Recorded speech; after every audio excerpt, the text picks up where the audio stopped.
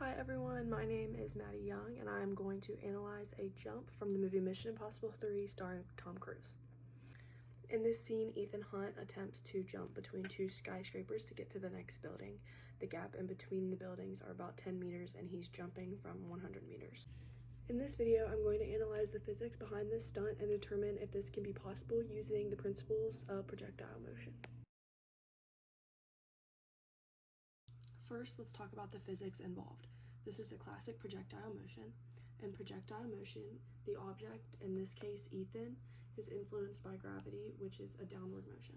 However, there is no horizontal action acting on him once he leaves the building, so his horizontal velocity remains constant throughout the flight. There are two key aspects to solving this problem. One is how long Ethan will be in the air.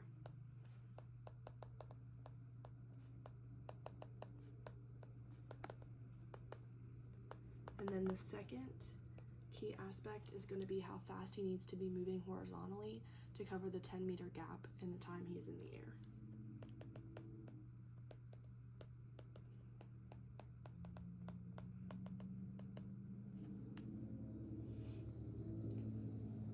For this, we'll use two main equations, one for vertical motion, since the gravity is pulling him down, and then one for horizontal motion,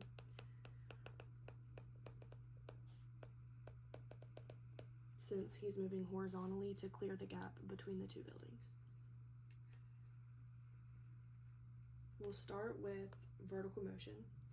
We know that Ethan is falling a vertical distance of 100 meters. The equation we use for vertical motion is going to be gt squared. Y is the vertical distance, which is 100 meters. G is the acceleration due to gravity, which is 9.8 meters per second squared. And T is the time in the air, which we need to find. First, we would need to rearrange the problem to solve for time. So if we were to rearrange this, we will get t squared equals 2y over g. Once we added the known values, t squared equals 2 times 100 over 9.8. And this calculation ends up coming out to 20.41. This isn't quite done yet because then we have to take the square root. This comes out to t equals 4.52 seconds.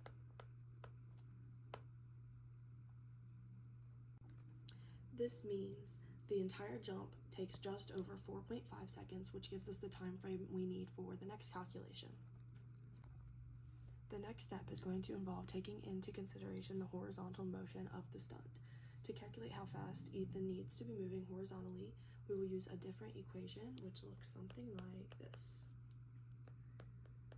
where d is the horizontal distance, 10 meters, vx is the horizontal velocity we want to find, and t is the time in the air, which we already know is 4.52 seconds. Next, we will need to rearrange the equation to solve for vx. So while we do this, it will end up looking like, which equals 10 over 4.52. And then this comes out to 2.21 meters per second.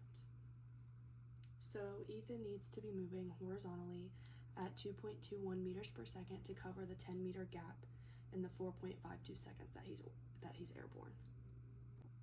Furthermore, 2.21 meters per second is roughly 8 kilometers an hour, which is roughly the speed of a fast jog. This is definitely achievable for a fit individual and certainly possible for someone with training like Ethan Hunt in the movie Mission Impossible 3. Step 4, we ask ourselves, can a human jump 10 meters horizontally?